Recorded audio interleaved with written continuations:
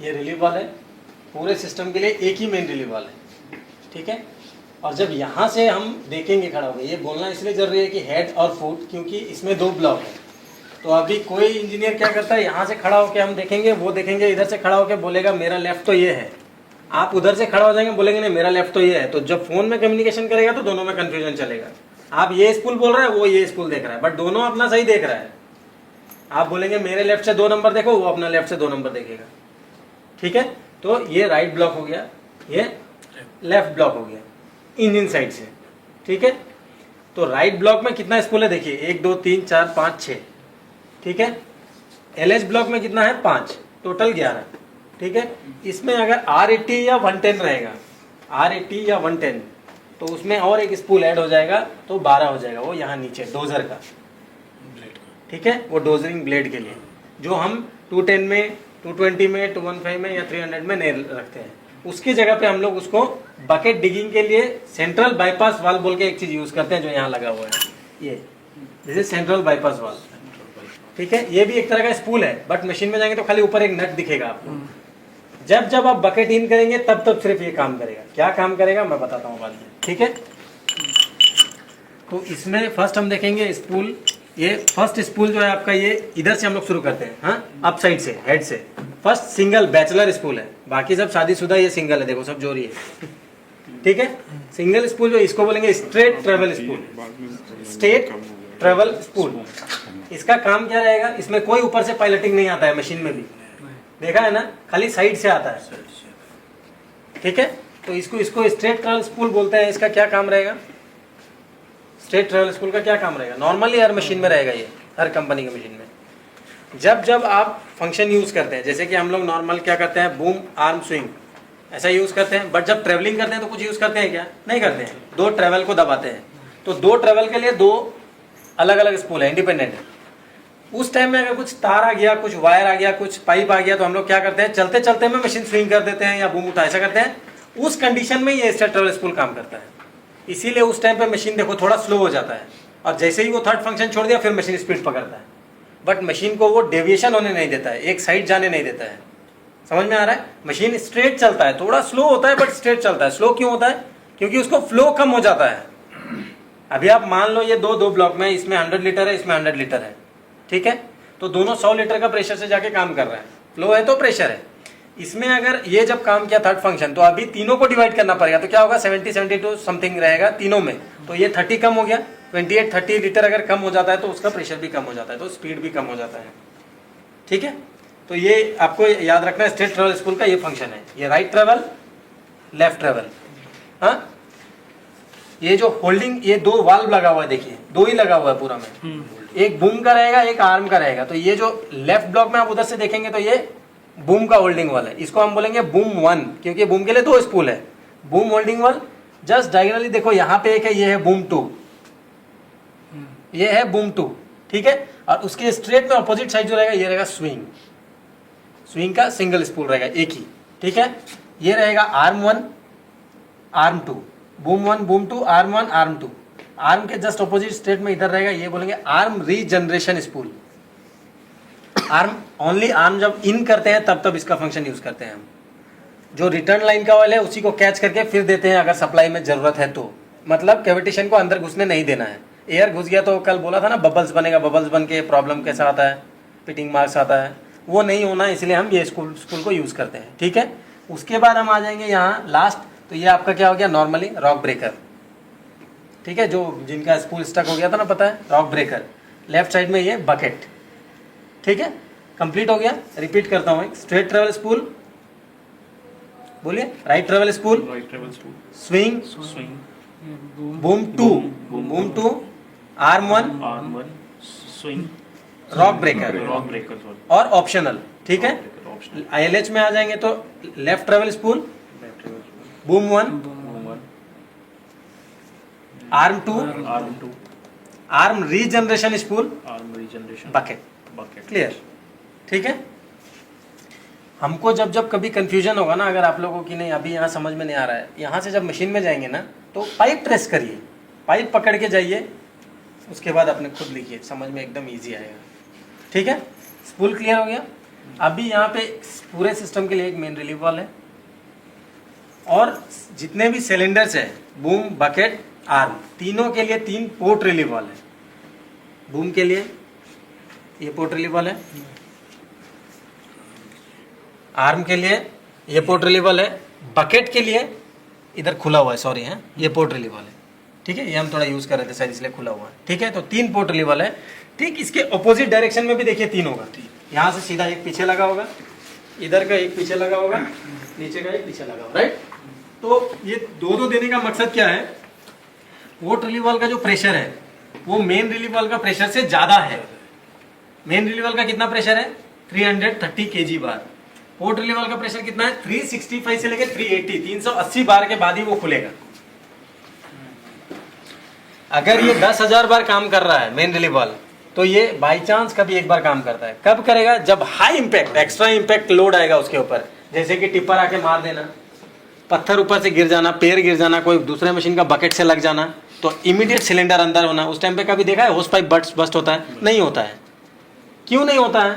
इसीलिए नहीं होता है कि उस टाइम पे ये पोर्ट रिलीफ वाल्व ओपन हो जाता है और हाई अमाउंट ऑयल ड्रेन करता है। ये क्या करता है, जब उसका रिलीफ प्रेशर से ज्यादा ताकत लगाएगा तो ड्रेन करेगा। बट ये क्या, जब हाई इंपैक्ट लोड आएगा, अचानक से मैं आपको एक धक्का दिया, पीछे से आके धक्का दिया, दोनों में फर्क है ना।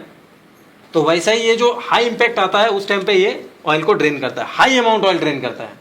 और वो हाई अमाउंट ऑयल ड्रेन करने से क्या होगा, जो लाइन का ऑयल है वो पूरा एम्प्टी हो जाएगा, खाली हो जाएगा।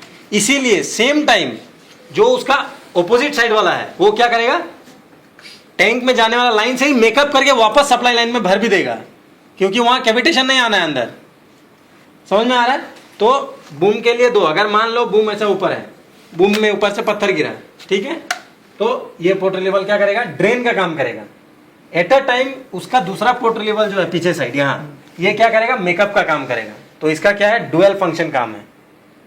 पोर्ट रिलीफ वाल्व का काम डुअल है, डबल है। ठीक है, वो ड्रेन भी करता है और मेकअप भी करता है, खींचता भी है। ठीक है, उसके बाद ये होल्डिंग वाल्व है। होल्डिंग वाल्व में आपका पाइपलाइन है, नीचे आपको बताया मैं एक सेंट्रल बाईपास वाल्व है। इसमें क्या होता है, नॉर्मली जब हम बकेट, ये तो ब्रेकर है ना? हाँ, ये रॉक ब्रेकर है। ये अभी आपका किसी मशीन में देखेंगे जहाँ ब्रेकर फिटेड नहीं है, वहाँ पे एक पाइप यहाँ लगा हुआ है, उसको जब पकड़ के जाएंगे तो वही पाइप उसके नीचे भी लगा हुआ है, मतलब वो डमी किया हुआ है। जब ब्रेकर लगाते हैं तो ये वाला पाइप खोल देते हैं, इसको ले जाके ड्रेन लाइन में डाल देते हैं, टैंक लाइन में कनेक्ट कर देते हैं, और यहाँ पे क्या करते हैं, जो सोलनॉइड ब्रेकर करता है उसका पी पोर्ट, प्रेशर पोर्ट जो है यहाँ लाके दे देते हैं, और उसको फिर सोलनॉइड से कनेक्ट कर देते हैं। और वो रेगुलेटर से कनेक्ट होने के कारण से ही हमारा हुंडई मशीन जो है खाली पंप का फ्लो कम करता है। इसीलिए डीजल अगर 14 लीटर है 210 में, तो वो ऑटोमेटिकली 10 लीटर में आ जाएगा, 10, 10.5, बहुत ज्यादा, उससे ज्यादा नहीं आता है। तो पर आवर 2 से 2.5 से 3 लीटर बेनिफिट होना ही होना है, अगर ये सिस्टम से ब्रेकर फिटेड है तो। सर इस सिस्टम से? यस, इस सिस्टम से, ब्रेकर सोलनॉइड के थ्रू अगर फिट है तो। और इसीलिए हमको पता कैसे चलता है कि ये काम कर रहा है, हमको जब हम कैबिन में बैठते हैं, ब्रेकर मोड अप्लाई करते हैं क्लस्टर में, उस टाइम पे ब्रेकर का लाइट आता है। बट बहुत ब्रेकर आप देखो कि हम ब्रेकर का मोड डालो मत डालो, जनरल मोड में, बकेट मोड में है, फिर भी ब्रेकर चल रहा है, पेडल दबाना है सिर्फ। ठीक है, बट ये सिस्टमेटिकली अगर आपने फिटेड किया है तो आपको ब्रेकर मोड लगाना ही पड़ेगा, तभी वो ब्रेकर चलेगा। तब हमको समझ में आता है, अरे अभी मतलब हमने जो सिग्नल दिया वो वहां तक पहुंचा रेगुलेटर तक। तो अगर वहां तक सिग्नल पहुंचा, मतलब कि रेगुलेटर ने पंप का फ्लो, हमको जो डिमांड था वो कम भी किया। कम कितना किया, तो नॉर्मल 210 मॉडल का 220 लीटर पर मिनट एक पंप फ्लो देता है, वो फ्लो को कम करके 170 to 75 लीटर कर देते हैं। मतलब मिनिमम 50 लीटर जो फ्लो है वो कम कर देता है पर मिनट। तो वो 50 लीटर से हमारा जो ये डीजल का एवरेज है वो कम हो जाता है। कैसे कम हो जाता है, वो तो हाइड्रोलिक चीज है। तो टॉर्क जो पढ़ा था क्लास में, प्रेशर, टॉर्क जो कम होगा, अगर पंप का टॉर्क कम, पंप का लोड कम है तो ऑटोमेटिकली इंजन के ऊपर भी लोड कम होगा, और इंजन के ऊपर लोड कम होगा तो इंजन भी फ्रीली घूमेगा। फ्रीली घूमेगा तो उसको ताकत बहुत ज्यादा नहीं लगेगा, तो डीजल भी कम होगा। आरपीएम 1750 रहेगा बट डीजल कम हो जाएगा।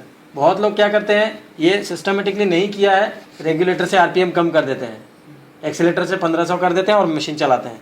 उनका 3 महीना 4 महीना के अंदर में पंप खुल गया, एफआईपी जाके कैलिब्रेशन कराया, कुछ ना, लोड आना है तो प्रॉब्लम होना है।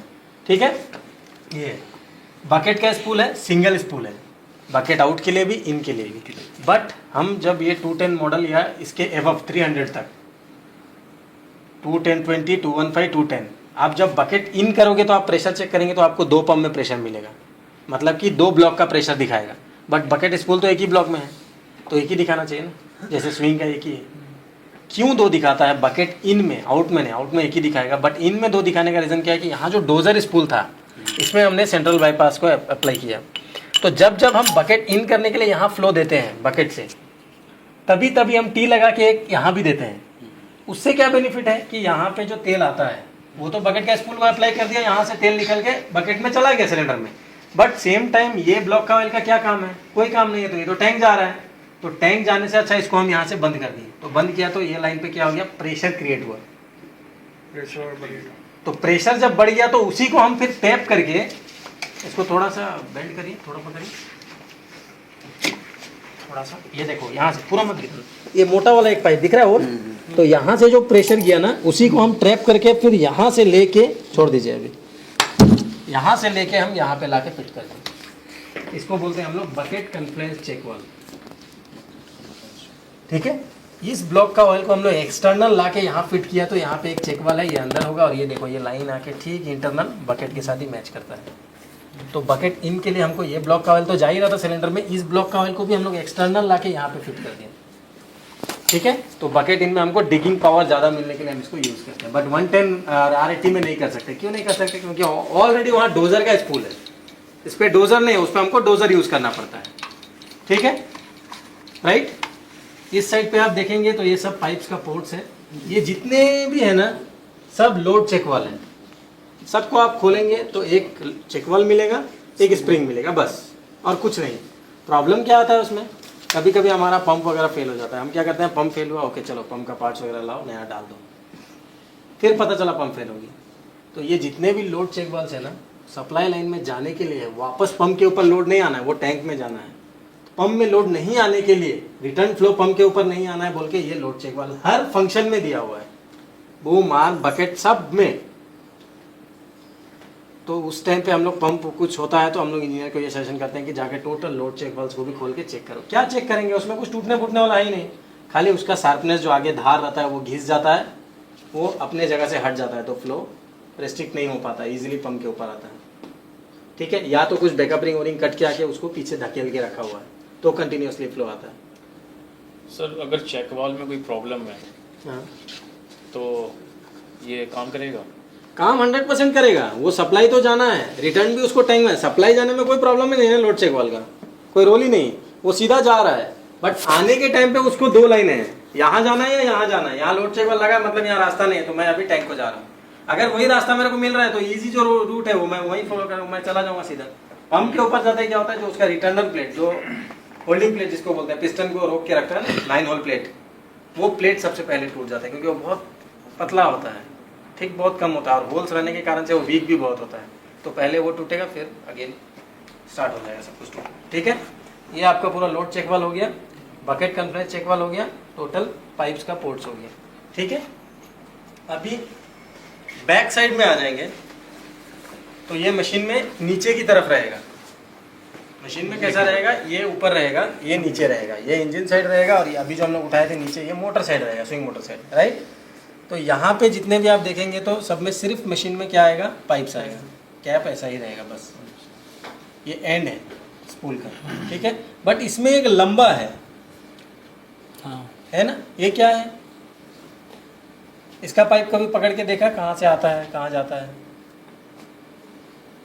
इसको हम लोग बोलते हैं swing priority spool.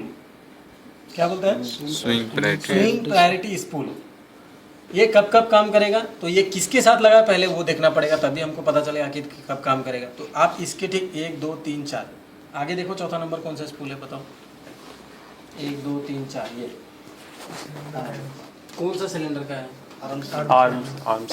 Arm cylinder का, ये रॉन्ग है। और बोलो दूसरा।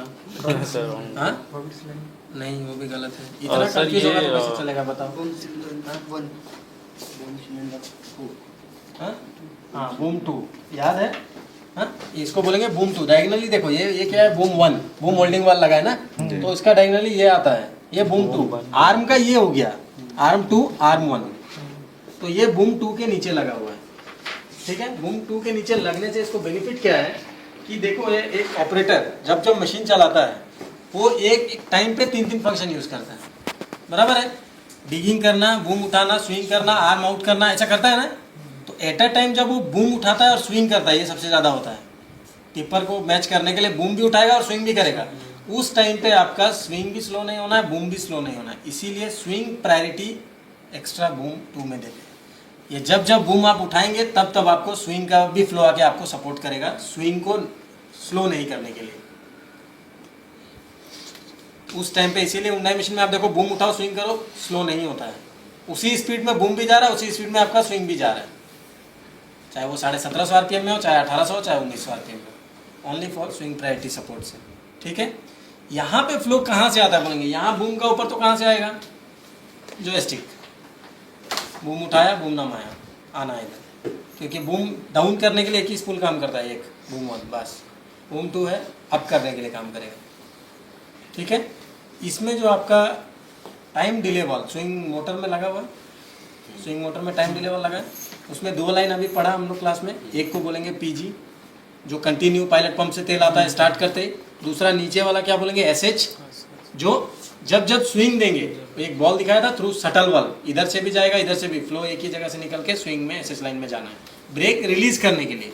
ठीक है, 2 पाइप हो गया, मगर वहां से 2 दिखेगा, जब आप डिले वाल्व में आके मशीन में चेक करेंगे तो 3 पाइप दिखेगा, बराबर है। नीचे टी भी लगा हुआ है, फिर वो पाइप कहाँ गया। 2 पाइप तो हमको समझ में आया, एक जो है पायलट पंप से सीधा सीधी आपका कहाँ आ गया, टाइम डिले वाल्व में पीजी लाइन, जो कंटिन्यूसली स्टार्ट करते ही फ्लो रहता है। दूसरा, जब हम स्विंग किए लेफ्ट और राइट कुछ भी, तो वहाँ से फ्लो निकल के आपका एसएच लाइन पे आ गया, टाइम डिले वाल्व के नीचे, वो मोटर है उसके नीचे, टाइम डिले वाल्व के नीचे। ठीक है, ये देखो यहाँ से टाइम डिले वाल्व दिख रहा है, ये छोटा वाला येलो वाला लगा हुआ है, दिख रहा है, उसमें एक लाइन साइड से है, लेफ्ट साइड से, वो पीजी है, और जो नीचे से आएगा वो एसएच है। एसएच में और एक टी लगा हुआ है, फिर वहाँ से और एक पाइप निकला हुआ है, वो कहाँ गया पता नहीं, तो वो जाके मशीन में एक बार चेक करना है पकड़ के, वो पाइप आपको यहाँ आता है। जब जब आप ब्रेक रिलीज करते हैं एसएच लाइन से, तब तब इसको भी फ्लो मिल जाता है। ये भी हमेशा बूम आपके लिए रेडी रहता है, मतलब अपना सपोर्ट देने के लिए। तो जब जब आप बूम अप करोगे आपको फ्लो मिलेगा, बूम अप होगा और स्विंग का भी फ्लो आके उसको सपोर्ट देगा। ठीक है। अब यहाँ पे एक वाल्व है ऊपर जो है वो 2, उसको तो हम लोग होल्डिंग वाल्व बोले हैं। ये क्या होगा, ये भी होल्डिंग वाल्व होगा, इसका नाम बोलेंगे आर्म रीजनरेशन वाल्व। ये कौन सा स्पूल के साथ लगा है, देखो 1 2 3 4, इसमें कौन सा है 1 2 3 4, ये ठीक आर्म के आगे है, ये आर्म रीजनरेशन स्पूल है। लंबा जो है वो क्या, आर्म रीजनरेशन स्पूल कब काम करेगा, ओनली आर्म इन के टाइम पे, समझ में आ रहा है। उसी पे ये लगा हुआ है आर्म रीजनरेशन वाल्व। जो इसमें फ्लो आता है, 2 पोर्ट है, देखो यहाँ 2 स्पूल भी है, छोटा छोटा, खोलेंगे तो फ्लो आएगा। एक जो है आपका स्पूल को मूव करेगा आर्म इन के टाइम पे, दूसरा जो है वो आप पोर्ट पकड़ के जाएंगे तो अभी ड्रेन लाइन पे कनेक्ट है, कोई काम नहीं है।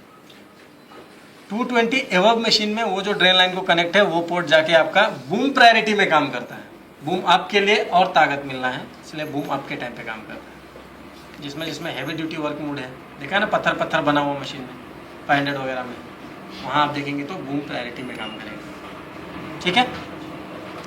इसमें आप नीचे आ जाएंगे तो 1 फुट रिलीवर है, जो आपको आगे 1 फुट रिलीवर है। ठीक है। जो हम लोग बोलते हैं ना मशीन में न्यूट्रल प्रेशर चेक करो, स्टैंड बाय प्रेशर या न्यूट्रल प्रेशर बोलते हैं ना हम लोग, उसके बाद फिर पायलट और मेन में आते हैं। Neutral pressure means foot reliever pressure.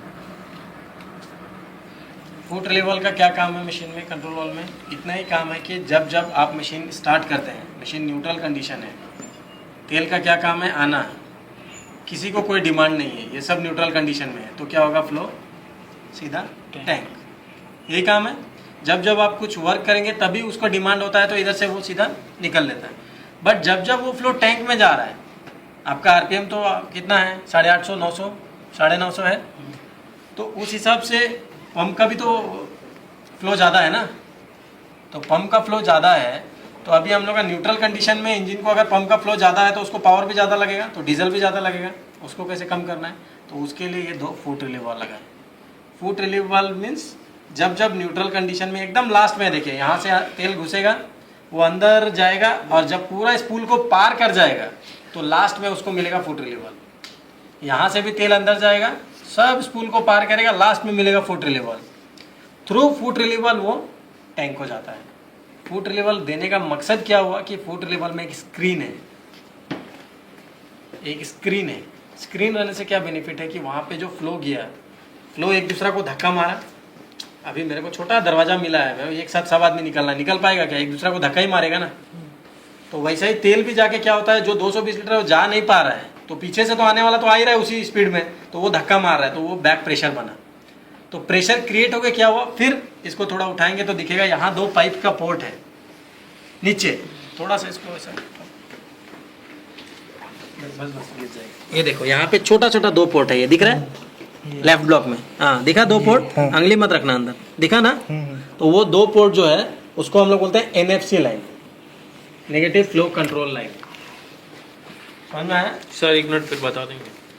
जो नीचे पोर्ट फिर दिखाना पड़ेगा क्या सर? 1 मिनट बस, थोड़ा सा। लेफ्ट ब्लॉक में आप देखो, उस साइड के ब्लॉक में 2 पोर्ट दिख रहा है, छोटा छोटा दिख रहा है। हाँ 2 पोर्ट दिख रहा है। ये दोनों इस फुट रिलीवल का पोर्ट है, एक इसका है ऊपर वाला, नीचे वाला जो है पीछे वाला का है। ठीक है, ये दोनों का नाम जो है मशीन में बोलेंगे NFC line, NFC line, negative flow control line. ठीक है, वो नहीं वो ड्रेन में क्यों रहेगा, वहां से होते हुए वो तो सिस्टम को तो ड्रेन कर लिया हो, बट वहां पे हमको फुट रिलीवल देने का मतलब क्या है कि हमको हाइड्रोलिक को रोकना है, फ्लो को रोक के प्रेशर बनाना है। प्रेशर जब तक चलेगा तब तक नहीं बनेगा, उसको रोकना पड़ेगा। बोला था ना डिलीवरी बंद करना पड़ेगा। तो वो जो प्रेशर बनता है यहाँ से थ्रू स्क्रीन, यहाँ से जो पाइप निकला है ये दोनों, ये सीधा आप पकड़ के जाओगे तो आपका कहाँ चला गया, पंप के रेगुलेटर में। एक फ्रंट पंप के रेगुलेटर में, एक रियर पंप के रेगुलेटर में, और वही जाके एक्सटर्नल सिग्नल दिया किसको, रेगुलेटर को, कि मशीन अभी न्यूट्रल है, फ्लो कम करो। तो वो आपका श्वास प्लेट का एंगल को कम कर देगा, तो फ्लो जो है वो कम जाएगा। फ्लो कम जाएगा तो इंजन का पावर कम लगेगी, कम लगेगा तो डीजल 100% कम लगेगी। बहुत मशीन में ऐसा है प्रॉब्लम फुट रिलीवल का रहेगा और डीजल कंजप्शन हाई है, तो हम लोग बोलते हैं ये तो हाइड्रोलिक पार्ट से डीजल कंजप्शन कैसे हाई हो सकता है। समझ में आ रहा है? चल रहा है तो उसका हाँ चल रहा है सर, करिए। नहीं पंप नहीं, मैं डायरेक्ट इधर से ही शुरू करके जा रहा था, अच्छी तरह से धीरे धीरे करके फिर मैं आ जाता आप हूँ। ये इसमें डालना है कि एक बार आपने सुन ठीक है, आप जाइए, 10-15 मिनट के लिए शायद मैं थोड़ा ना रहूँ। ठीक है, आप जाके फिर मैं क्या 4 बजे तक बैक हो जाएगा। हाँ, ठीक है, ठीक। 10 जो भी डाउट्स रहेगा ना पूछ लेने। ठीक है, कुछ सोचना नहीं है कि ये सवाल जो होगा ये पूछने में क्या सोचेगा, ऐसा कुछ नहीं सोचना है।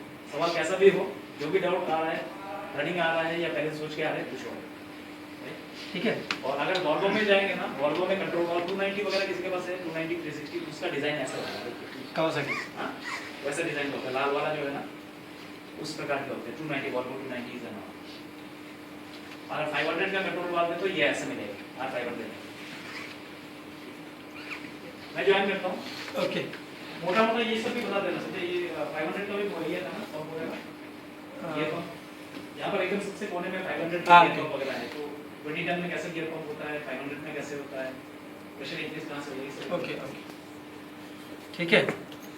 तो ये हमारा फुट रिलीवल, अगर हम इसको न्यूट्रल प्रेशर बोलते हैं कभी भी इंजीनियर को भी, कि आप लोग जब भी प्रेशर देखो, पायलट पंप में नहीं, मेन पंप में, दोनों पोर्ट में प्रेशर गेज डाल दो, मशीन स्टार्ट करो, हाई आरपीएम करो, कोई फंक्शन नहीं करना है, मशीन न्यूट्रल कंडीशन में, वो जो फ्लो जा रहा है उसका प्रेशर क्या है। तो थ्रू फुट रिलीवल फ्लो जब रेगुलेटर को जा रहा है तो आपको पता चल जाएगा कि वो फ्लो 35 to 40, हाईएस्ट मैक्सिमम 500 होगा तो 45 है। ठीक है, 45 kg से ऊपर नहीं जाना है। अगर मान लो आपका एक जो है फ्रंट पंप का दिखा रहा है 40 और रियर पंप का सीधा दिखा रहा है 100, तो क्या समझ में आता है हमको कि फ्रंट पंप जो है वो फुट रिलीवल का सिग्नल फ्रंट रेगुलेटर को जा रहा है एकदम बढ़िया, वो उसने अपना श्वास प्लेट का एंगल मूव करके फ्लो को कम कर दिया है। बट रियर पंप का 100 दिखा रहा है, मतलब इसका फ्लो जो है वो पंप का रेगुलेटर तक पहुंच ही नहीं रहा है, तो वो फ्लो हमेशा हाई कंडीशन में रखा हुआ है। तो हाई देने से क्या हो रहा है, उसका जो टॉर्क है वो इंजन के ऊपर लोड आ रहा है और वो उससे डीजल कंजप्शन हाई हो रहा है। तो हम जब चलाते हैं, कभी भी आप जब मशीन फंक्शन करते हो तो फुट रिलीवल आपका रोल में ही नहीं आता है। क्यों नहीं आता है? क्योंकि आप कोई भी फंक्शन यूज करो, ट्रेवल करो, बूम करो, आर्म करो, सब तो उससे पहले है ना। पहले ही तो तेल निकल के सिलेंडर मोटर में चला गया, तो वहां तक पहुंचेगा ही नहीं ना, बराबर है कि नहीं। तो वो डीजल आपका सेम रहने वाला है। वो डीजल जो है 13 लीटर है 14 लीटर है वो सेम ही रहेगा हाई आरपीएम में। मगर जब जब आप छोड़ देते हो न्यूट्रल करते हो तब तब तो फुट रिलीवल काम नहीं कर पा रहा है, चोक हो गया, डस्टी हो गया और बैकअप रिंग वोइंग कुछ भी आके उसका होल को जाम कर दिया है, जहां से सिग्नल निकल के एक्सटर्नल हाइड्रोलिक सिग्नल रेगुलेटर को देगा। ठीक है, तो वो जाम होने के कारण से क्या हुआ, उस पंप का फ्लो जो है वो ज्यादा है, ज्यादा होने का मतलब टॉर्क भी ज्यादा है, तो इंजन के ऊपर लोड भी ज्यादा है, लोड ज्यादा है तो डीजल भी ज्यादा है। तो वो आइडल कंडीशन में जो है ना, तो हम एक बार में शाम को चेक करेंगे तो हमको समझ में आता है साला कैसे 15 लीटर आ गया, 16 लीटर आ गया। तो अगर ये रूटीन से आप फ्यूल चेक करेंगे एवरेज आपको ऐसा दिखेगा, उस टाइम पे हमको फ्यूल लाइन के साथ साथ हमको हाइड्रोलिक में हम फर्स्ट चेक पॉइंट से आता है हमारा न्यूट्रल प्रेशर, उसके बाद पायलट प्रेशर। पायलट प्रेशर क्यों बोलते हैं, क्योंकि जो भी पायलट फंक्शन हमारा स्लो हो गया मान लो, तो कभी भी पायलट प्रेशर में डाउट करना है तो एक दो फंक्शन स्लो है तो नहीं करना है, ऑल फंक्शन स्लो है, ट्रेवल हो गया, बूम, आर्म, बकेट, स्विंग सब। ऐसा नहीं कि स्विंग स्लो है, बूम तो एकदम फास्ट है, फिर भी पायलट प्रेशर में डाउट कर रहे हैं। प्रेशर चेक करो 34 और 35, 30 भी है तो उस टाइम ये डाउट नहीं करना है कि नहीं नहीं बूम तो स्पीड है, इसके लिए अलग से थोड़ी पायलट पंप बनाया हुआ है। प्रेशर सबके लिए सेम है, बट उसका प्रेशर लिमिट क्या है वो आपको जान लेना है। 35 टू 45, 30 टू 35 220 में होगा, और एवब 300 का क्या होगा, 370 का 40 टू 45 होगा हाईएस्ट।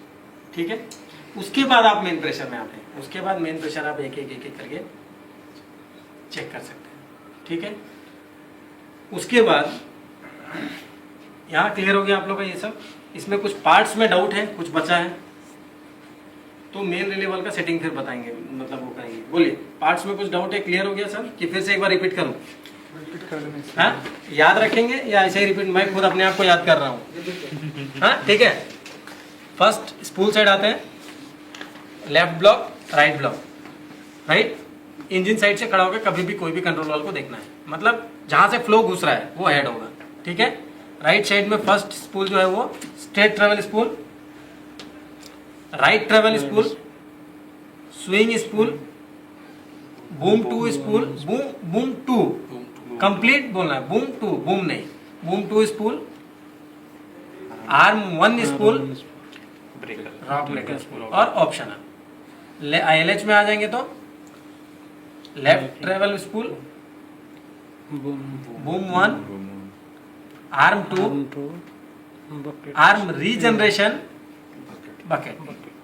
ये हो गया स्पूल। अगर ऐसे ऐसे समझ में आता है तो ऐसे straight travel, right travel, left travel, boom 1, swing, boom 2, arm 1, arm 2, arm regeneration, arm 1, bucket, breaker. Clear? खुद से रिपीट करना है तो एक बार कर सकते हैं रिमाइंड करने के लिए।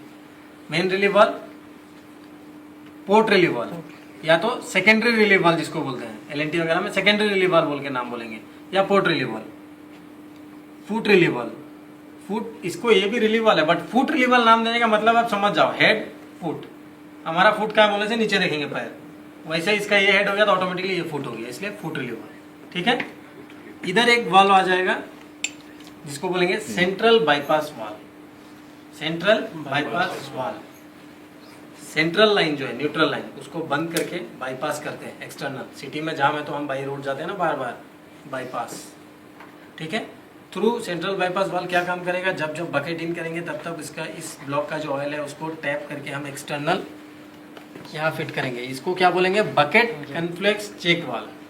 Bucket conflux check valve means bucket को जो है वन साइड से इस ब्लॉक का ऑयल इधर घुस के बकेट सिलेंडर में फ्लो देता है, ओनली बकेट इन के लिए। ये वन वे चेक वाल्व है, ये जा सकता है वापस नहीं आ सकता है, और सिर्फ जब जब बकेट इन करेंगे तभी तभी वो फ्लो जाता है, तभी तभी वो खुलता है, बाकी टाइम वो नहीं खुलता है। ठीक है, बैक साइड में आ जाएंगे तो आपका ये लंबा वाला एक स्पूल दिखेगा, इसको बोलेंगे स्विंग प्रायोरिटी स्पूल। ये कब काम करेगा, बूम अप करने के टाइम पे ये सपोर्ट करता है। ठीक है, ये वाल्व को क्या बोलेंगे, arm regeneration valve. Arm regeneration valve, arm in करते समय में हमको कैविटेशन नहीं आने देना है, तो इन करते समय में आर्म 1 2 तो काम कर ही रहा है, बट रीजनरेशन रेल लाइन को ही कैच करके फिर सप्लाई लाइन में डालता है। अगर हमको 10 kg इधर से जा रहा है, 12 kg उधर से रिटर्न आ रहा है, 2 kg का जो एरिया है वो खाली हो जाएगा, उसको उधर मेकअप करता है वो रीजनरेशन वाल्व। ठीक है, इसका 2 लाइन है, एक लाइन जो है वो ऑलरेडी आर्म का ही होल्डिंग वाल रिलीज वाला लाइन लाके हम इधर लगाते हैं, दूसरा लाइन अभी टैंक को कनेक्टेड है, ड्रेन है, ठीक है। इसके भी नीचे एक फुट रिलीवल है, यहाँ फुट रिलीवल है। ये सब जो डमी आपको दिखेगा ना, तो ये टेंशन नहीं लेना है, ये जब डिज़ाइन करता है उस टाइम पे ही होल्ड करके रखता है कि हमको कुछ अगर रॉक ब्रेकर डालना है, क्रैशर डालना है, उसके लिए हम कौन सा स्पूल से फ्लो देना है, तो वहाँ पे रिलीव वाल लगाना है सेटिंग के लिए, ठीक है, क्लियर। तो ये वार और केजी में क्या अंतर है? वार क्या चीज़ को बोलते हैं? केजी बार बोलते हैं, अभी जैसे पाउंड्स और केजी बोलते हैं ना, वैसे ही केजी बोले तो हमारे लिए हम समझते हैं, बार बोले तो इनका लैंग्वेज बार कंट्री, ये केजी बोलते हैं। हम लोग केजी, बार आप बोलो मत, 35 केजी उतना ही बोलते हैं ना, बट बार बोले तो क्या आगे वाला भी समझ में आएगा। आप केजी बोलेंगे तो खाली आप समझेंगे, कभी आपका पाला पड़ जाएगा किसी कंपनी वाले से, अगर वो आपको पूछेगा कितना प्रेशर है, आपका आदत हो जाएगा तो आप बोलेंगे 35 केजी, तो वो कंफ्यूज हो जाएगा केजी क्या बोल रहा है, वो डायरेक्ट बोला 35 बार, वो केजी नहीं बोलेगा फिर बीच में।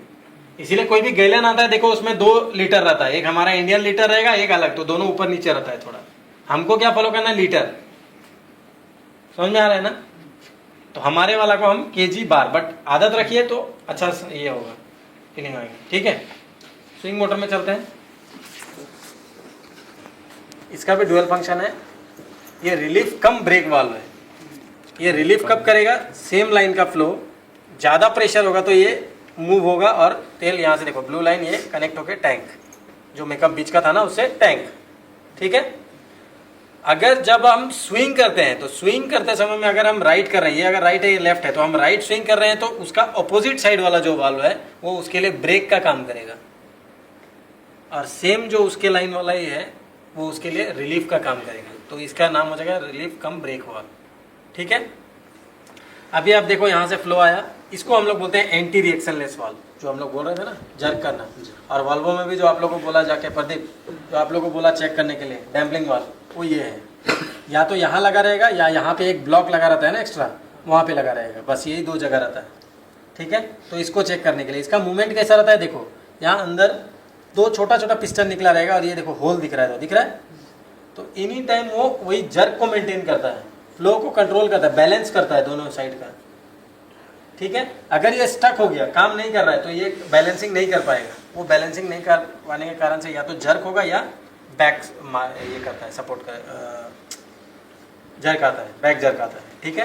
क्योंकि फ्लो टैंक को नहीं कनेक्ट हो पाता है, इसके अंदर जो फ्लो है वो जाने के बाद आपका एकदम मान लो 40 डिग्री में जाके रुक गया, रुकने के बाद अगर उसमें फ्लो है तो फिर वो बैक भी आना चाहेगा, वो कंडीशन में ये अगर प्रॉब्लम होता है तो ऐसा आता है, ठीक है। ये है मेकअप वाल्व। अगर इस लाइन में कम प्रेशर है, इस लाइन पे सफिशिएंट है, ज़्यादा है, तो जो कंट्रोल वाल्व का फ्लो टैंक को कनेक्ट हो रहा था उससे मेकअप लाइन खींच के वापस इसको खोल के तेल दे देगा, मेकअप कर देगा। अगर नहीं चाहिए, दोनों सफिशिएंट है, तो इसका ऑयल जो है टैंक लाइन का कनेक्ट ये रिलीव करके वो टैंक में दे देगा। मतलब वो देगा या लेगा, आपका डिमांड के ऊपर है, ठीक है, क्लियर। तो इसमें भी क्या प्रॉब्लम आता है, ये इसका ये शार्पनेस दिख रहा है आपको, ये क्या हो जाता है, स्कोरिंग हो जाता है, घस जाएगा, या तो थोड़ा ऐसा हुआ इधर आके बैकअप रिंग फंस गया, तो ये क्या होगा, अभी कंटिन्यू ऐसा खुला रहेगा, तो यहाँ से कंटिन्यू